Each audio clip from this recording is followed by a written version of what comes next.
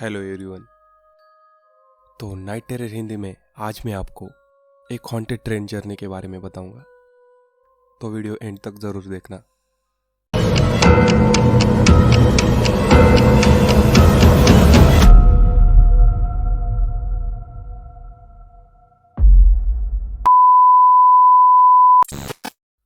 और स्टोरी शुरू होने से पहले मैं बताना चाहता हूँ कि आप सब स्टोरी देखते हो और चैनल को सब्सक्राइब नहीं करते, तो प्लीज़ यार सब्सक्राइब कर दिया करो, थोड़ा मोटिवेशन मिलता है।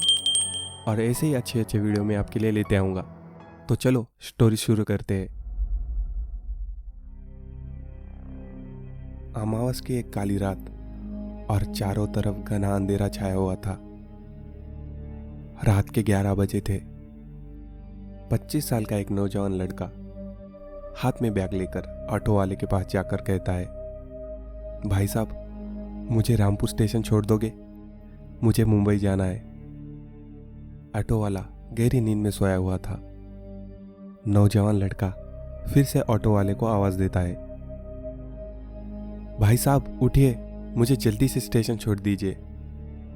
ऑटो वाला अपनी आंख खोलता है और उस नौजवान लड़के से कहता है, इतनी रात को आपको कहाँ जाना है? नौजवान लड़का कहता है, रामपुर स्टेशन। ऑटो वाला थोड़ा घबराया और घबराहट के मारे कांपने लगा।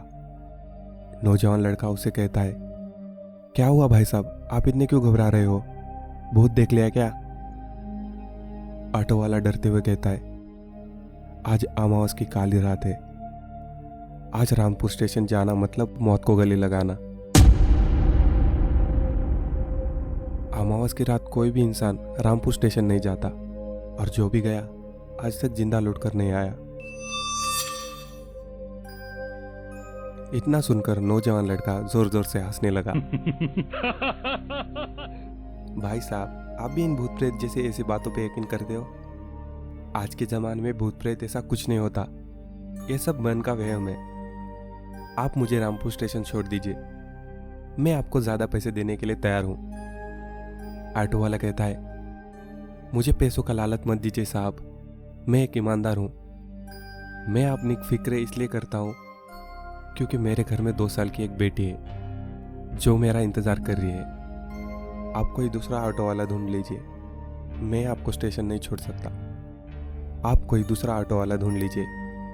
नौजवान लड़का कहता है, प्लीज मुझे रामपुर स्टेशन तक छोड़ दीजिए, कुछ देर में मेरी ट्रेन प्लेटफॉर्म पर आने वाली है। अगर मैं वक्त पर नहीं पहुंचा तो मेरी ट्रेन मिस हो जाएगी। ऑटो वाला कहता है, आप इतनी जिद कर रहे हो तो चलिए मैं आपको स्टेशन तक छोड़ देता हूँ। और एक बात ध्यान रखना साहब, उस प्लेटफॉर्म पर किसी भी अनजान यात्री से बात मत करना, क्योंकि उस प्लेटफॉर्म पर भूत घूमते हैं जो अपनी शिकार की तलाश में किसी इंसान का आने का इंतजार करते रहते हैं। ऐसे लोग दिखने में आम आदमी की तरह होते हैं, इनको पहचानना बहुत मुश्किल है। नौजवान लड़का कहता है, ये सब फिल्मों की कहानी सुनाना बंद करिए और मुझे जल्दी से रामपुर स्टेशन ले जाइए। ऑटो वाला कहता है, ठीक है बैठिए, मैं आपको आपकी मंजिल तक छोड़ देता हूँ।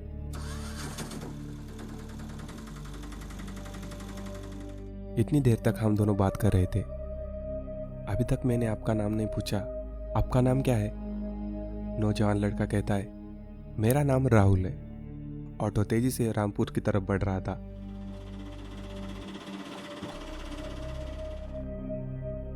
तब रात के 11:30 बज रहे थे। सड़कों पर अजीब सा सन्नाटा था। कुत्तों की भौंकने की आवाज से ऑटो वाला और ज्यादा डरने लगा था। अमावस की काली रात की वजह से अंधेरा काफी घना हो गया था। रास्ता ठीक से दिखाई नहीं दे रहा था। कुछ ही देर में ऑटो रामपुर स्टेशन जाकर रुका। ऑटो वाला कहता है, मैं अंदर नहीं जाऊंगा, आप अकेले चले जाना। राहुल ऑटो वाले को किराए देकर स्टेशन के अंदर चला जाता है। तब रात के 11:45 बज रहे थे। 12 बजने में अभी कुछ मिनट बाकी थे। राहुल बहुत थक चुका था। अपना सामान प्लेटफॉर्म में रखकर ट्रेन के आने का इंतजार करने लगा।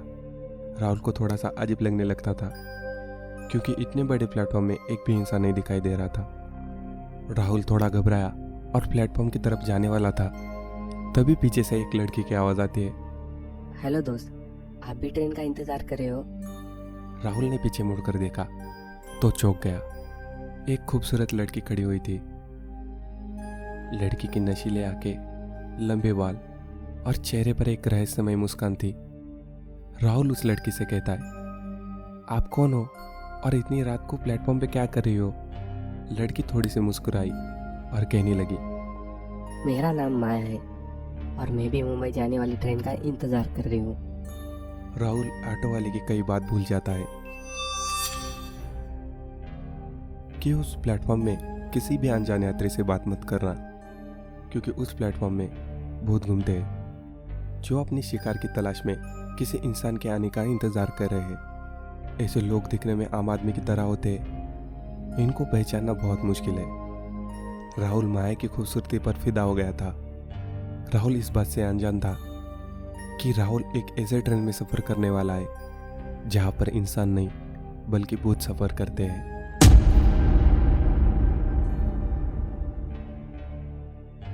मौत का ऐसा भयानक सफर जिसे देखते ही इंसान की रूह कांप जाएगी। आइए देखते हैं अब राहुल के साथ क्या होता है। राहुल माया से कहता है, आप पहली बार मुंबई जा रहे हो? आप अकेली हो? आपके साथ कोई नहीं आया है? माया कहने लगी, मैं बहुत बार मुंबई जा चुकी हूँ। मैं हमेशा अकेली सफर करती हूँ क्योंकि मेरे माता पिता इस दुनिया में नहीं है। मैं मुंबई में जॉब करती हूँ और मुंबई में किराए के मकान में रहती हूँ। रामपुर में मेरे दोस्त की शादी थी। मैं शादी में आई थी, शादी में एंजॉय किया और अब अपने घर जाने के लिए स्टेशन पर खड़ी होकर एक अजनबी से बात कर रही हूँ। राहुल थोड़ा सा मुस्कुराते हुए कहता है, 12 बजने वाले, अभी तक ट्रेन प्लेटफॉर्म पर नहीं आई। शायद आज ट्रेन नहीं आएगी। मुझे लगता है घर लौट जाना चाहिए। तभी माया कहती है, थोड़ा सा रुक जाइए, अभी थोड़े टाइम में ट्रेन आ जाएगी। राहुल रेल पटरी की तरफ देखे जा रहा था। तभी अंधेरे के बीच एक रोशनी दिखाई देने लगी। रोशनी धीरे धीरे सामने आने लगी।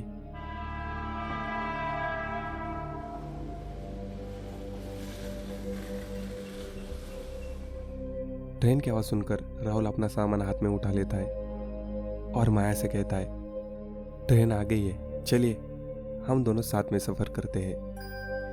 बातें करते करते वक्त का पता नहीं चलेगा। माया थोड़ी मुस्कुराई और राहुल के साथ ट्रेन में चढ़ गई। ट्रेन के अंदर का माहौल बहुत ज्यादा सन्नाटा था। अंदर के डिब्बे में कोई भी यात्री नहीं था। राहुल थोड़ा घबराया और माया से कहता है, आज ही बात है ना, आज ट्रेन में कोई भी नहीं है। तभी माया कहती है, कोई बात नहीं, हम दोनों है ना, बात करते करते वक्त का पता नहीं चलेगा। राहुल कहता है, बैठिए कुछ बात करते। इतने बड़ी ट्रेन में हम दोनों अकेले सफर कर रहे हैं, आपको डर नहीं लगता क्या? माया थोड़ी मुस्कुराई और कहने लगी, डर और मुझे? मैं डरती नहीं हूँ, आपको शायद डर लग रहा है। राहुल हाँ में जवाब देता है। माया ट्रेन की खिड़की से बाहर नज़ारा देखने लगी। राहुल अपनी घड़ी में देखता है, तब 12 बज चुके थे। खिड़की से ठंडी ठंडी हवा अंदर आने लगी थी। अचानक ट्रेन चलने लगती है।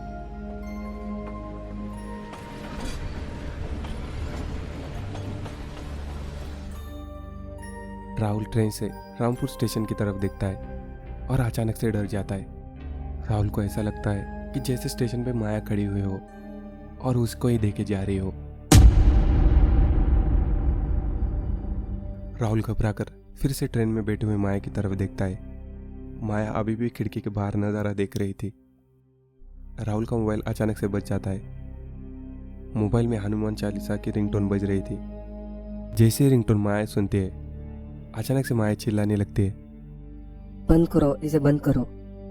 राहुल घबरा जाता है और मोबाइल बंद करके जेब के अंदर रख देता है। माया फिर खिड़की से बाहर नजारा देखने लगती है। राहुल माया से पूछता है, आप ठीक तो हो ना? आपको भगवान की रिंगटोन पसंद नहीं है क्या? माया कोई भी जवाब नहीं देती। ट्रेन अपनी मंजिल की ओर बढ़ रही थी। तब घड़ी में रात के 1 बज चुके थे। राहुल अपनी कुर्सी से उठता है और आगे डब्बे की तरफ बढ़ता है। आगे के डिब्बे में 2 यात्री बैठे हुए थे। राहुल उन दोनों के पास जाकर खड़ा हो जाता है। राहुल अपना मोबाइल निकालकर अपने दोस्त पंकज को फोन करता है। फोन नहीं लग रहा था। राहुल मोबाइल चेक करता है, फोन में नेटवर्क ही नहीं था। राहुल वापस से मोबाइल जेब में रख लेता है। राहुल की नज़र सामने वाली कुर्सी में बैठे हुए बूढ़े आदमी की तरफ जाती है। वो बूढ़ा आदमी अखबार पढ़ रहा था। उस अखबार में एक खबर छपी हुई थी। उसमें बड़े बड़े अक्षरों से लिखा हुआ था कि एक 22 साल की लड़की ने ट्रेन से कूदकर आत्महत्या कर ली है और उस लड़की का नाम माया है। आत्महत्या करने की कोई वजह सामने नहीं आई और उस खबर पे उस लड़की की फोटो छपी हुई थी। राहुल जब उस फोटो को देखता है तो उसके होश उड़ जाते हैं। ये लड़की और कोई नहीं, माया थी।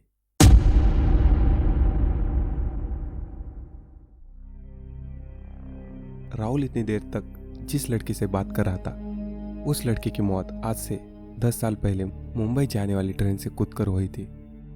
राहुल अखबार की डेट देखते ही कांपने लगता है। यह अखबार तो 10 साल पुराना था। अखबार में तारीख 10/5/1996 लिखी हुई थी।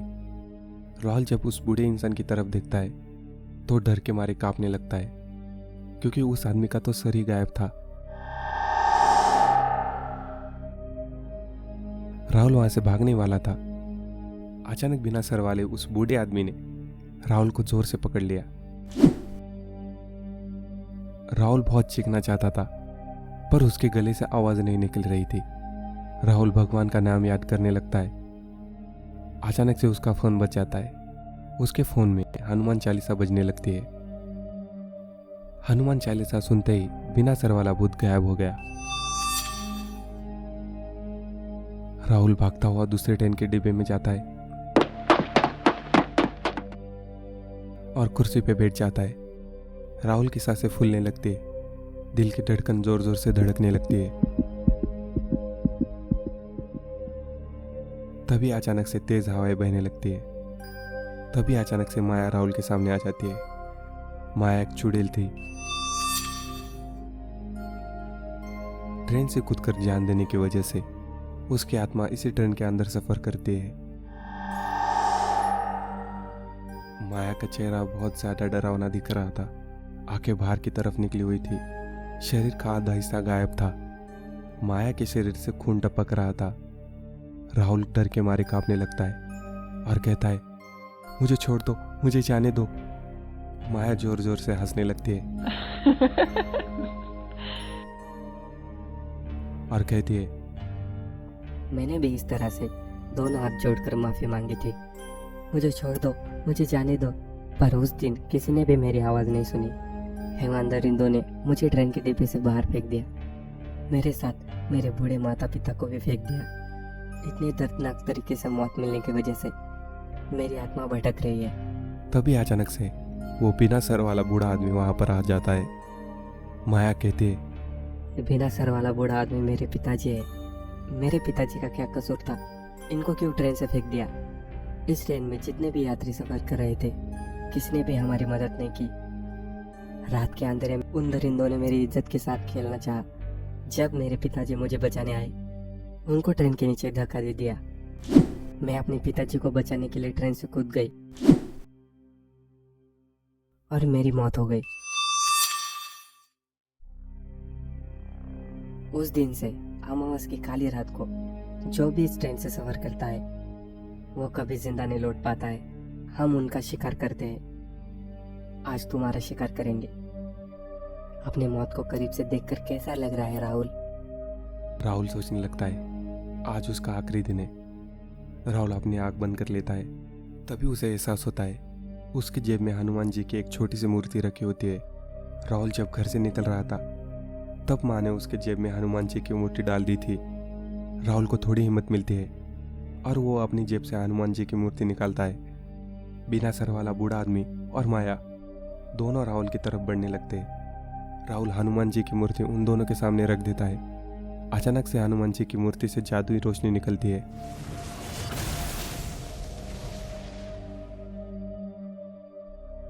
और वो बिना सर वाला बूढ़ा आदमी और माया के भूतिया शरीर में पड़ने लगता है। अचानक से दोनों जलने लगते हैं और देखते ही देखते दोनों वहां से गायब हो जाते हैं। तब घड़ी में रात के 2 बज रहे थे। ट्रेन की गति धीमी होने लगती है।